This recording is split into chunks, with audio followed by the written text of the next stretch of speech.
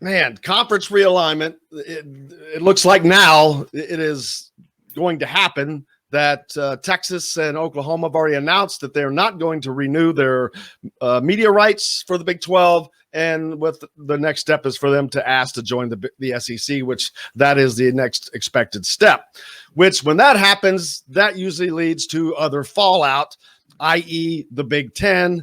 But it looks like I'm not sure where the Big 10 goes. I mean, there's just who knows? It's getting so crazy now. The regions, that almost doesn't matter because one of the first things we heard was USC and UCLA.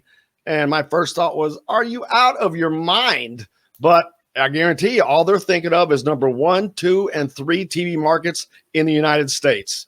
And if that were to become a reality, they would have that in the Big 10. But it's all about TV now, which it always has been, but it's really about the viability of growing the dollar.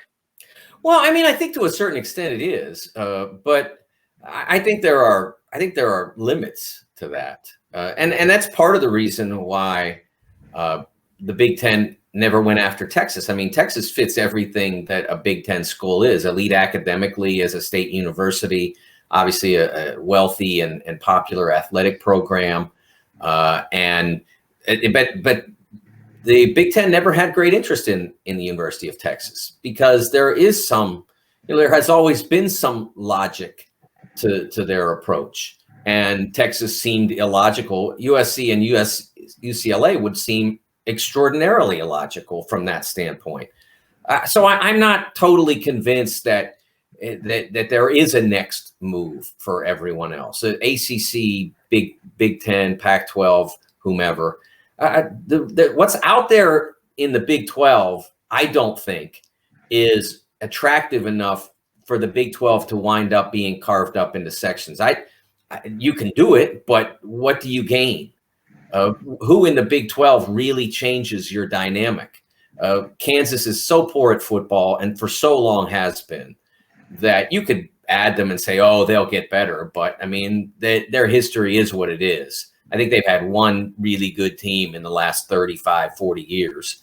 And Texas Tech is not in a high level market. Baylor is a great program. Again, not a huge market. So what's out there isn't that attractive to anybody. West Virginia, really good program, but again, not an enormous market. Even though they command the entire state of West Virginia, it's not a big state. There's not a lot of people in that state. So I don't know that we're going to see a next wave, but I also know that the number one factor in the creation of those waves is fear. What if I don't? What will someone else do? If I don't do this, someone else will do this, so I better do this. And that's what led to a lot of the last round. And if there is a next wave, that's what it'll be predicated on. I guess that brings up the Notre Dame question too. Like, how long do they stay independent? And they are a national brand. They're the big fish that's out there. And who gets them? I mean, they have a relationship with the ACC, or did they just stay independent forever? Well, that's been their intention all along, Kevin. And I've never quite understood what it is about being independent, other than that's what we've always been, so to speak. I don't really see what they get out of it. Back when, I argued a long time ago when they were playing basketball and the rest of their sports in the Big East, that if they joined the Big East football, which at that point, I mean, I think by the time I started arguing with this, Miami had already left. So you're talking about Cincinnati, Pitt, Syracuse, et cetera, Rutgers at that time, that if they entered that league, they could have saved the football league. Notre Dame would have preserved that. And they could, I think the Big East would have been able to say, look, you can keep everything you got. NBC contract, the whole thing, keep it. We're good. We'll get paid as the visitors whenever we play as visitors. How many games you want to play? 6, 5, whatever it is. We'll play that number as our league. I think they could have had all that, but they value their independence. And if the college football playoff goes to 12 teams, I think they are now no longer incentivized to join a league because the relationship with the ACC gets them a schedule, along with the Navy game and the and the USC game and some of their other traditional games and the games they can arrange. So that gets them the schedule. And if they go undefeated against it or close, maybe 11-1, whatever, they'll get in. They'll get into the playoff. And if they have a 9-3 season, they'll have a 9-3 season. So I think the impetus for them to join as long as NBC likes them as an independent, it keeps re-upping that contract, or someone else is willing to bid it away from NBC. As long as there's a market for them as an independent to sell their home games for a pretty price, there's no compulsion to enter a league.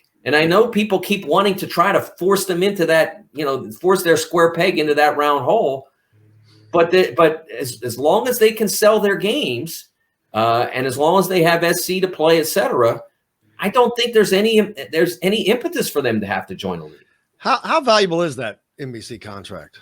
Back in the day, it was pretty substantial. I haven't looked at the numbers for a long time, but it's obviously good enough that they feel like they're doing just as well, if not better, as an independent than they would if they were a member of the Big Ten or ACC. I mean, they had their chance to join the Big Ten and ultimately, kind of left the Big Ten at the altar. I think that if they were interested and available, I think the Big Ten would still have them. My understanding is that they're kind of like the ACC has something of a right of first refusal, for lack of a better term, on them if they decide to join a league. But I just think they're happy the way they are. I've never quite understood it, but I don't see it changing anytime soon.